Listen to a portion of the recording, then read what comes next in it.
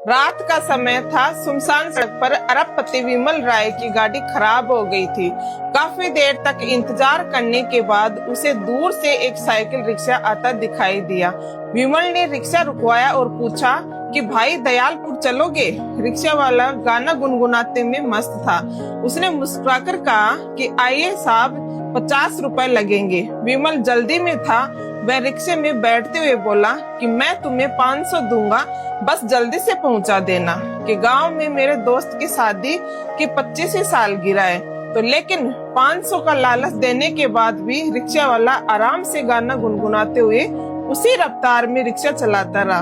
विमल ने सोचने लगा कि ये कैसा आदमी है, पूरा दिन मेहनत करके भी शायद 500 नहीं कमाता होगा, फिर भी चेहरे पर लालच नहीं है। गाड़ी खराब होने के बाद विमल ने अपने दोस्त को फोन लगाने की बहुत कोशिश की थी, लेकिन बात नहीं हो पाई।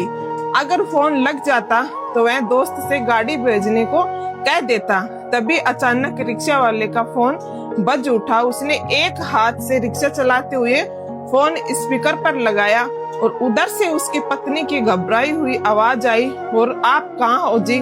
रिक्शा वाला बोलता है कि बस रास्ते में हूँ, आधे घंटे में पहुँच जाऊंगा। लेकिन तुम इतनी घबराई हो क्यों हो? पत्नी रोते हुए बोलती है कि हमारी बकरी मर गई है, पता नहीं अचानक क्या ही हो गया। थोड़ी देर तड़पी फिर मर गई। विमल को लगा कि अब यह आदमी जरूर ही दुखी हो जाएगा, लेकिन रिक्शा वाला शांत आवाज में बोलता है कि अरे मर गई तो मर गई, अब रोने से क्या वो वापस आ जाएगी? पत्नी बोलती है कि कल की सौदागर उसके 8,000 रुपए दे रहे थे, अच्छा होता मैं बेच देती, इतना बड़ा नुकसान तो नहीं होता। रिक्शा वाला हंसते हुए बोलता है कि जो पैसे हमारी किस्मत में ही नहीं थे, उनके लिए दुख क्यों करना? ऐसा समझ लो कि जैसे हमने बकरी पाली ही नहीं थी। फिर वह बोलता है कि मैं तुम्हारे और बच्चों के लिए जलेबियां लेकर आ रहा हूँ, सब मिलकर खाएंगे, और अब रोना बंद करो। इतना कहकर उसने फोन काट दिया। फिर से वो गाना गुनगुनाने लगा। विमल हैरान था।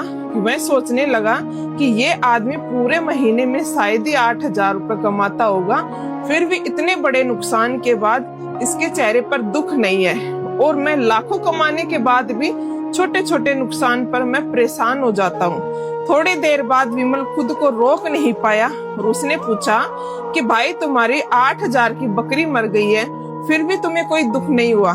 तो रिक्शा वाला मुस्कुराता है और बोलता है कि साहब एक बात बताइए, अगर मैं दुखी हो जाऊं और रोऊं चिल्लाऊं तो क्या मेरी बकरी वापस आ जाएगी? क्या वो जिंदा हो जाएगी? विमल चुप हो गया।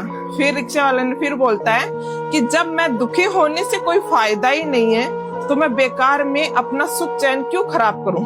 तो फिर विमल बोलता है लेकिन दुख तो अपने आप ही दिल में आ जाता है। रिक्शा वाला मुस्कुराकर बोला कि नहीं साहब, दुख अपने आप नहीं आता है, इंसान अपनी सोच से ही दुखी होता है।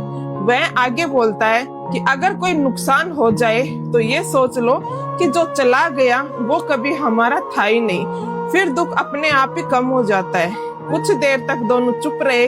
फिर रिक्शा वाला बोलता है कि मैं हर पल खुलकर जीता हूँ साहब, जो गुजर गया उसे भूल जाता हूँ, और जो मेरे पास है उसे मैं खुशी ढूंढ लेता हूँ। अब विमल के चेहरे का घमंड गायब हो चुका था। उसे महसूस हुआ कि उसने पूरी जिंदगी पैसे कमाने में लगाया, लेकिन जीना कभी सीखा ही नहीं। दयालपुर आ चुका था। रिक्शे वाले ने पूछा कि साहब कहाँ उतरना है? फिर विमल नीचे उतरा। फिर अचानक वापस मुड़ा और रिक्शा वालों के पैरों में वो झुक गया। रिक्शा वाला घबरा गया कि वह बोला कि अरे साहब ये क्या कर रहे हो, मैं तो एक गरीब आदमी हूँ। विमल की आंखें भर आई और वह बोलता है कि नहीं भाई, गरीब तुम नहीं, गरीब तो मैं हूँ। मैंने जिंदगी भर पैसा कमाया, लेकिन खुशी से जीना नहीं सीखा, और तुमने गरीबी में हर पल को खुशी से जीना सीख लिया।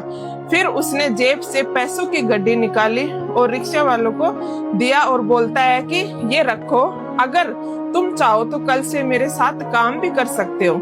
मुझे पैसे कमाने वाले नहीं, जिंदगी जीना जो जिंदगी जीना सिखाते हैं वो उस इंसान की मुझे जरूरत है। रिक्शा वालों की आंखें भी नम हो गई। फिर मुस्कुराकर बोलता है कि साहब खुशी पैसों से नहीं, सोच से मिलती है।